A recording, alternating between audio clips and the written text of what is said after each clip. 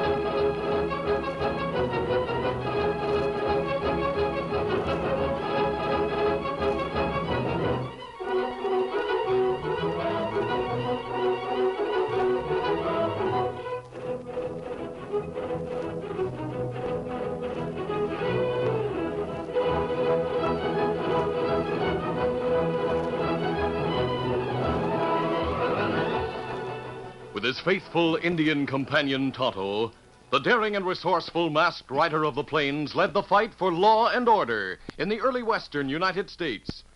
Nowhere in the pages of history can one find a greater champion of justice. Return with us now to those thrilling days of yesteryear. From out of the past come the thundering hoofbeats of the great horse Silver. The Lone Ranger rides again. Come on, Silver. Let's go, big fellow. I'll Silver! Away!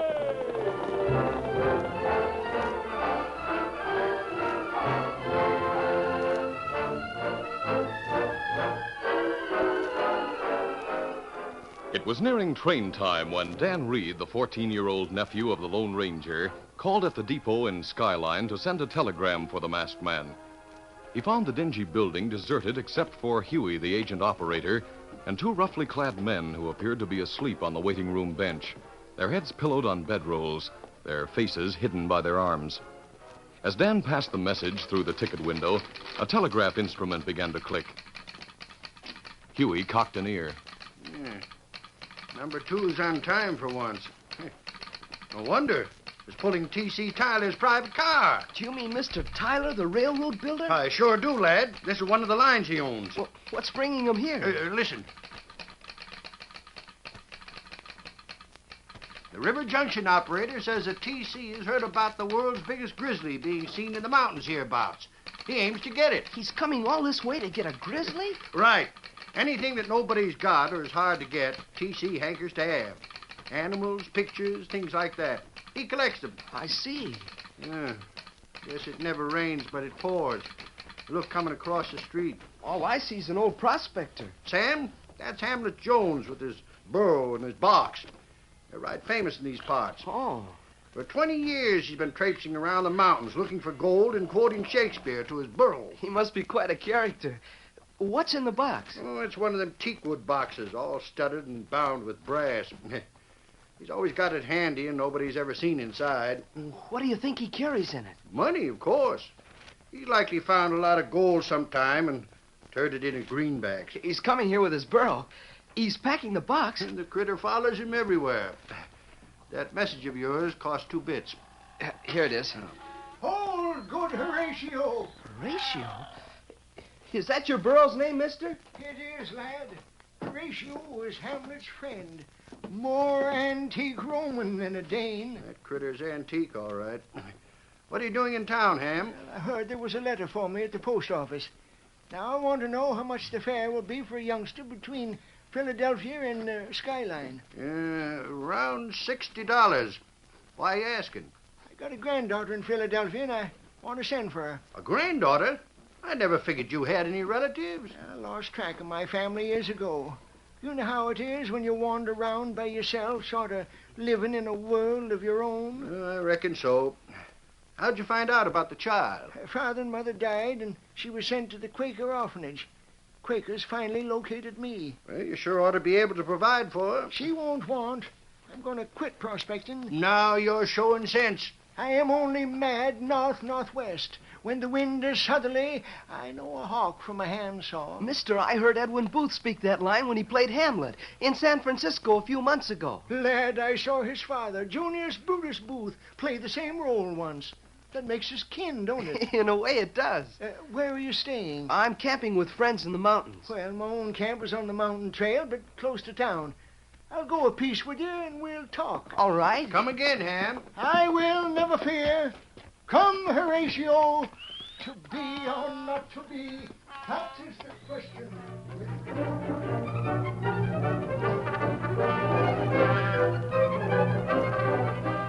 As the operator resumed his seat at the telegraph instrument and Dan followed the old prospector out of the depot, the two men on the bench got to their feet and slipped out a side door. From the cover of a tie pile, they watched the pair cross the street. One was asking, Frisco, did you hear that talk in there? Every word of it, Shag.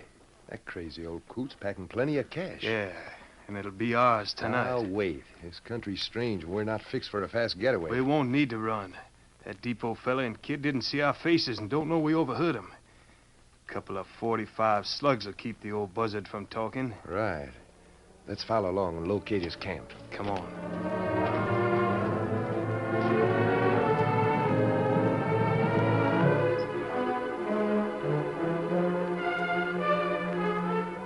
It was dark when Dan rejoined the Lone Ranger and Tonto at their camp. He told of the coming of T.C. Tyler and his own meeting with Hamlet Jones. Then continued. The old man became very friendly. When we reached his camp, he opened the mysterious box for me. Oh, what was in it? The works of Shakespeare, all wrapped up in batting and oiled silk. They're an old English print. Dan, did you notice the date of publication? A copy of the play Hamlet was dated 1602. An Othello print was in 1607. Those books are a real treasure. What do you mean? They're first editions. A big library or a rich collector would pay many thousands of dollars for them. Golly, old Hamlet doesn't know that. Are you sure? He seems to have taken good care of them. Well, that's only because he values what's in them. But he doesn't read them anymore. He knows every line by heart. Yes, he'd been hunting gold for years, never knowing that he had a gold mine with him. He never found more than enough gold to pay for his grub stakes. What's he going to do about his granddaughter? Well, he plans to sell poor old Horatio and take a job as a swamper in a cafe in order to pay for her fare and take care of her. Dan, you and Tonto saddle your horses. Where we go? We'll call on Hamlet Jones.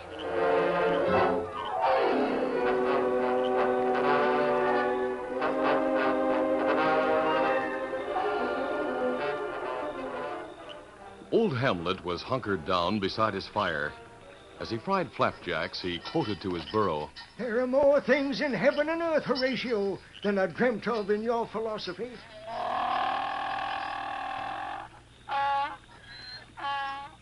Well spoken, good Horatio. Freeze, you old buzzard. You're covered from both sides. What do you want? That box there beside you. There's nothing in it that'll do you any good. I'll show you. He's up to some trick. Plug him. You'll hang if you do. Murder, though it has no tongue, will speak.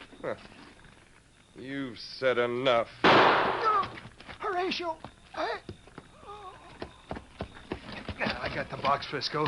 What are you after? Pick, we need something to open it with. There's the pick. Now let's get going.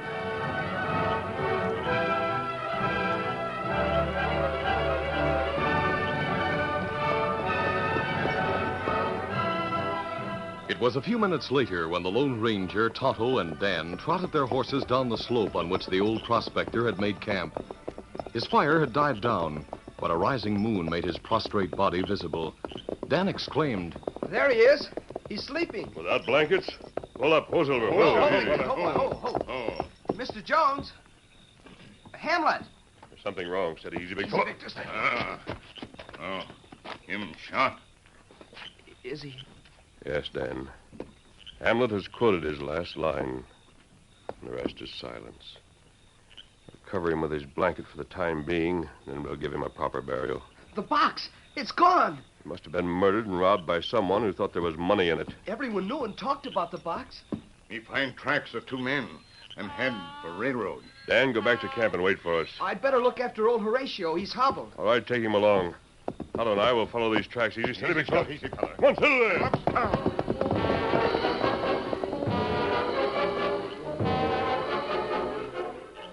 In the meantime, the killers had reached a railroad sidetrack where a string of empty boxcars stood. Hoisting themselves inside one of the cars, they closed the sliding door. This makes a good place to crack that box. Yeah, mighty dark in here, Frisco. Where's that candle stub you carry? I'm lighting it. There. Now we can see. Let me swing on the box with this pick. Lock's given. There. Yeah, she's open. Wow, that's all money in that package. It isn't. We've been fleeced. Oh, what is that stuff? Books. Just books. Oh, why was he toting them around? He was plumb loco, that's why. Now, wait a minute. Maybe there's money between the pages. There's not a single shin plaster there.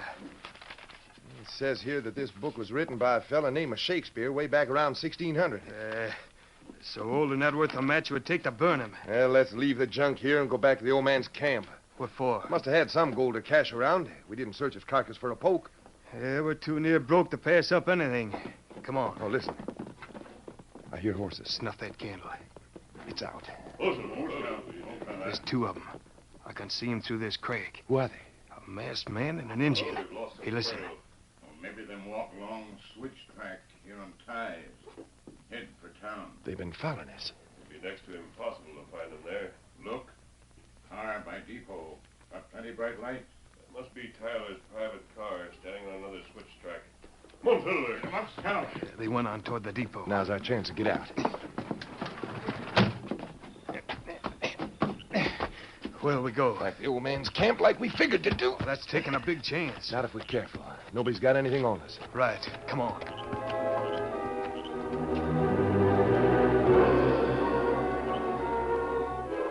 Meanwhile, the burro had escaped from Dan when he took off the hobble. Frightened by the slaying of its master, it dodged and doubled around the camp. Unable to catch it on horseback, the boy tried to approach it on foot. Here, Horatio. Come on, boy. I won't hurt you. All right for you, fella. I'm giving up. Satisfied that the aged animal was still active enough to care for itself until later, Dan turned back toward the camp and his horse Victor. A moment later, the killers, who had been watching from the shadows, closed in on him. Keep walking, kid. I got a gun on you. What do you want? We figure you belong to that masked man's outfit. We aim to find out who he is. You won't find out from me. We'll see about that. Now, stop. I'll hold him, Frisco. You go through the old fella's pockets and gear. Yeah, I'm looking. Here. Here's something. Hey, what's that you found? His poke. What's in it? Just a few greenbacks. Maybe $30, $40. Even that'll help. See anything else worth taking? No, not a thing. Now, what are we going to do with that kid? Well, he's seen our faces. That isn't answering my question. The answer is this gun. Now, don't shoot him, Shag. Why not? I still think we better find out about that masked fella. This kid's as stubborn as that burro. Don't worry, he'll soften up. It's not safe to question him here. We don't have to. We just take him down to that empty boxcar where we dump the books. We tie and gag and leave him there for a while. Hey, yeah. That might loosen his tongue. Sure it will. He'll be ready to talk after he goes a day or so without eating or drinking. You can't get away with it. That's what the old prospector said. And look at him now. Get going.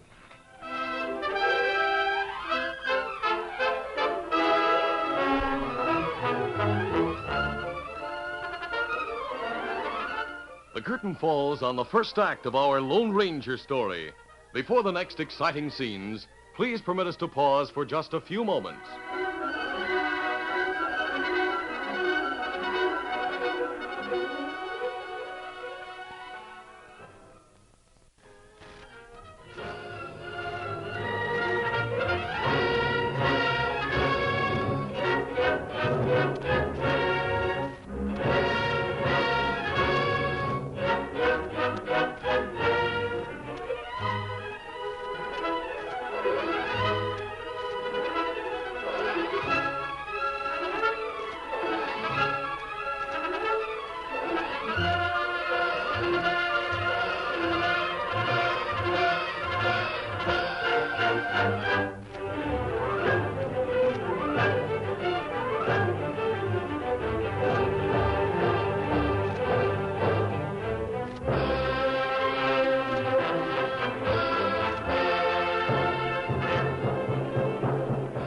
Now, to continue our story.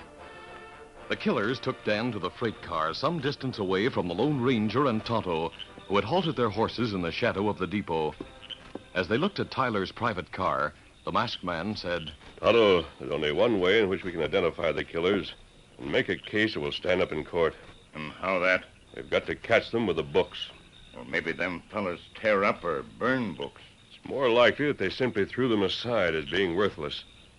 Tyler's car has given me an idea of how to capture them. And where we go? You notify the sheriff of Hamlet's death, but say nothing about the books. Then return to camp. Me savvy. I'll see you there later.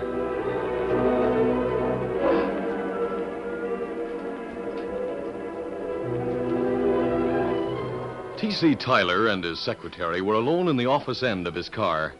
Leaning back in a gilt and plush chair, the railroad builder fired orders at his prim, bespectacled assistant. People, I want my office to unload 20,000 shares of Consolidated stock. 20,000. Mercy, goodness. The maskman. Steady, men. All I want is a talk with you, Mr. Tyler. You're not a hold-up man? By no means. Mr. Tyler, I want you to cooperate with me in catching 2 murderers and recovering a first edition set of Shakespeare's works. People, make a note of this for my memoirs. Well, this was anything but a joke, sir. The murdered man was an old prospector. He didn't know the value of his books as collector's items. He was poor and left a young granddaughter who's in an orphanage. I believe you are serious. Those books should be worth a great deal to a man like you. He's right, Mr. Tyler. Yeah? There aren't more than a half dozen sets in existence. One set recently sold for $50,000. Well, let's get them. I'll pay all they're worth.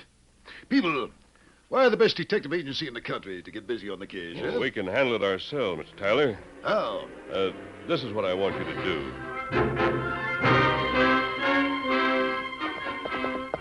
It was late that night when the great horse Silver bore the masked man back to camp. Tonto ran to meet him as he came to a halt. Oh, Silver, whoa, easy, steady. Me savvy.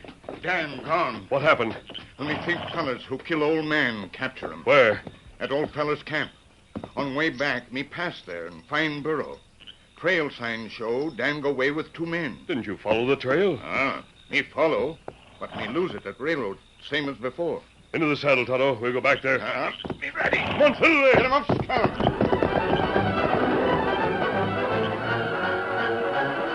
The following morning, the Skyline Journal issued an extra. In addition to news of Hamlet Jones' murder and the arrival of T.C. Tyler, it carried a feature story about T.C.'s art and animal collections, stressing the fabulous sums he had paid or was willing to pay for things he wanted. Frisco read the paper as he and Shag had breakfast at a secluded table in the Red Front Cafe. He commented on the news. Says here the sheriff figures local crooks pulled the job. Got to scatter money. Any mention of that masked fella? But say, what's the name of that fellow who wrote them books? Shake something or other. Shake... Spear, yeah, that's it. Jumpin' Jehoshaphat. What's the matter? Well, there's a piece here that says OTC's willing to pay $50,000 for Shakespeare books printed around 1600. He must be as loco as old Hamlet was. Well, that may be, but I'm going to see him right now. I'll take a look at that kid and the books. Frisco was soon back in the cafe in a jubilant mood. He had talked to the millionaire, promising to deliver the books within a couple of hours and receiving assurance that he would be paid in cash. As he treated the house, Shag lurched through the batwing doors and almost collapsed in a chair at the corner table. Frisco hurriedly joined him. What ails you, Shag? Plenty. The books are gone, so's the kid. All the confounded luck. The empty boxcars are all gone, too. A train pulled them away while you were in Tyler's car on the side. Then we're safe at least. Yeah, the kid'll die. But we'll never get the books back. The switchman told me the train was going straight through to St. Louis. No TC's in his car just waiting to shell out the money. Must have a mint on board. Then let's hold him up. Yeah, he's got 2 armed guards. And even if we could plug him, the shooting would be heard and townsmen would come to investigate before we could get the money. Yeah, I reckon that's so. But there's another way. Huh? All we need is a couple of horses and some railroad tools. They'll be easy got, but I don't see how Listen you... to me. The main track runs down grade from the depot for about 4 miles. We'll pull a rail at the foot of it. Oh, yeah, but then how... we'll start old TC's car rolling. It'll smash the flinders. We can use guns if we have to there. No one would hear them. Yeah, but how are we going to start it? It's on flat side track with a handbrake set. Tonight, when everyone's asleep, we loosen the brakes, tie the doors closed, and open the switch. Then we roll the car to the grate with crowbars. Yeah. Yeah, savvy now. We'll ride down after it and clean the cash from the wreck. As the crooks laid their plot, the Lone Ranger interrupted the futile search for Dan and sent Tonto to see Tyler. When the Indian returned, he brought news that the millionaire expected one of the killers to appear with a book shortly. The masked man's response was grim. Dan's life may depend on capturing that man. We mustn't fail this time. What your plan do? All we can do now is watch the car.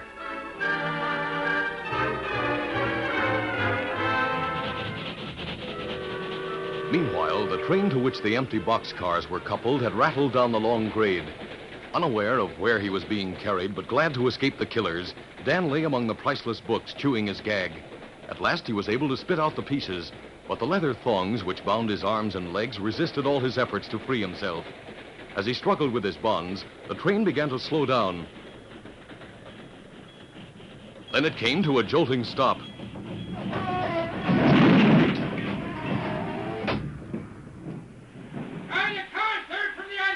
Bringing up his knees, Dan kicked the closed door and shouted, Help! Help! You outside! Help! Hey, bum. Well, you're just a kid and all tied up. Cut these ropes, please. As soon as I get inside, son. Now, roll over. There, you loose. Thanks, mister. Are you the brakeman? Right. It's a mighty lucky thing we stopped here for hot box. Who put you in such a fix? 2 crooks in Skyline. How far are we from there? 10 miles of rough walking. We'll take you where you can get a train back tomorrow. I can make better time than that on foot by following the track. My legs are all right. Well, you come back to caboose first. You can do with some food and water. I'll be with you as soon as I pick up these books.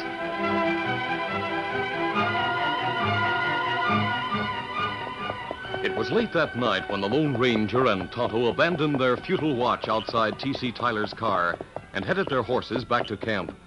As they neared it, Tonto asked, Why you think that crook not show up? Either he became suspicious or that... Look, coming. Ah, that Dan's horse, Victor. Dan's riding him. Ho, Silver, ho. Fella, Oh, Victor, hold on, ho! Dan, what happened? Oh, golly, it's a long story. I was captured by the men who killed old Hamlet. They locked me in a boxcar with the books. An engine pulled the cars away, and then the brakeman found me and let me out. But your horse, how did you... I was walking along when I met Victor.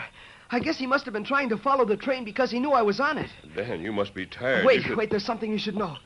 While I was walking along the tracks, I found a place where a rail had been pulled. The train will be wrecked when it gets there. Where is this place, Dan? Come on, I'll show you. Come on, Victor. Silver! Come.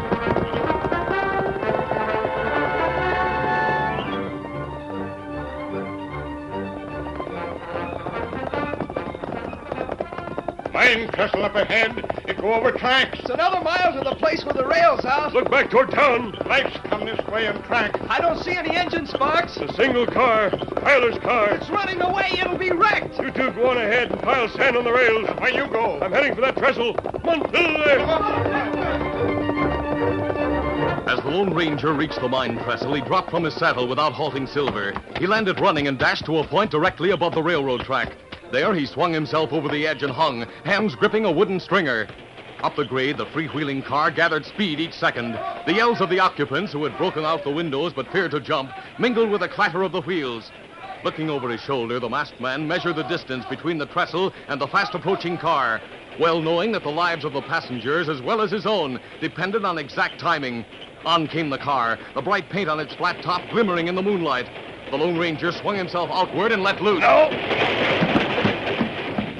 Twisting as he fell, he landed on all fours near the front end of the car. It rocked, rolling him sidewise, but he managed to grasp a ventilator. Then he pivoted on his stomach and slid down to the front platform. He clutched the brake wheel, twisting it savagely. Brake blocks took hold, smoking and screeching, but the wheels skidded, letting the car continue its mad rush toward destruction. One more turn. One more. Ahead he could see Dan Reed and Tonto. Then the car hit a stretch of sanded rails. Sparks flew from the wheels as it lost speed. Inches from disaster, it came to a grinding stop. Whirling, the masked man slashed the fastenings on the door. Tyler and his aides tumbled out. The millionaire was shouting. Someone tried to wreck us. Put out those lights. Get your guns. Dan, stay back. Yes, sir. Tonto, you and I will go back up the track away. What's the idea, mister? The outlaws will be here soon.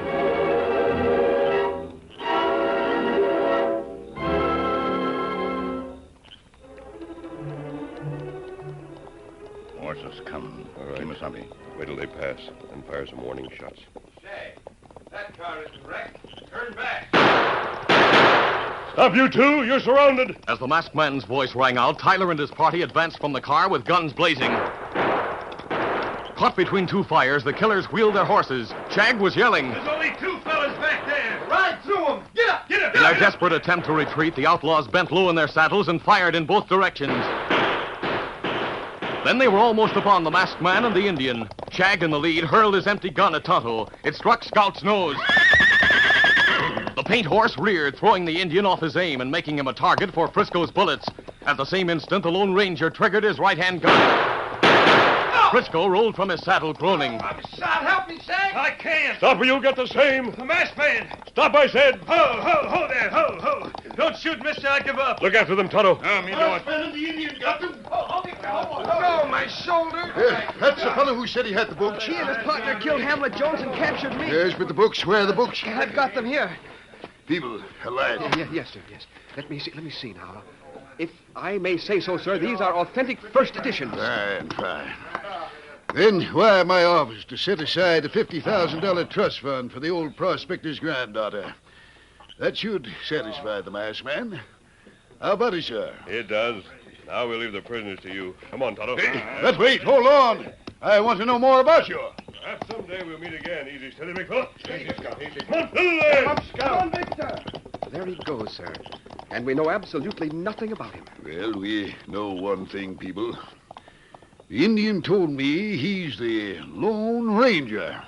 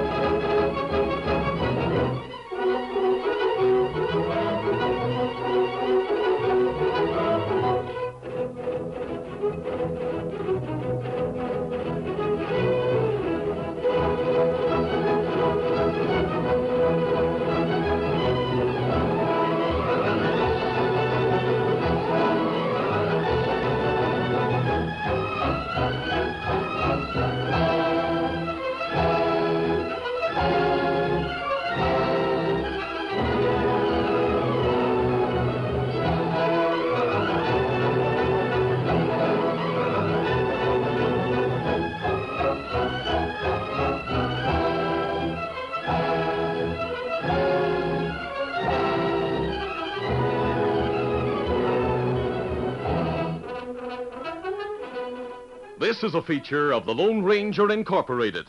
Created and produced by George W. Trendle, directed by Charles D. Livingston, and edited by Fran Stryker. The part of the Lone Ranger is played by Brace Beamer.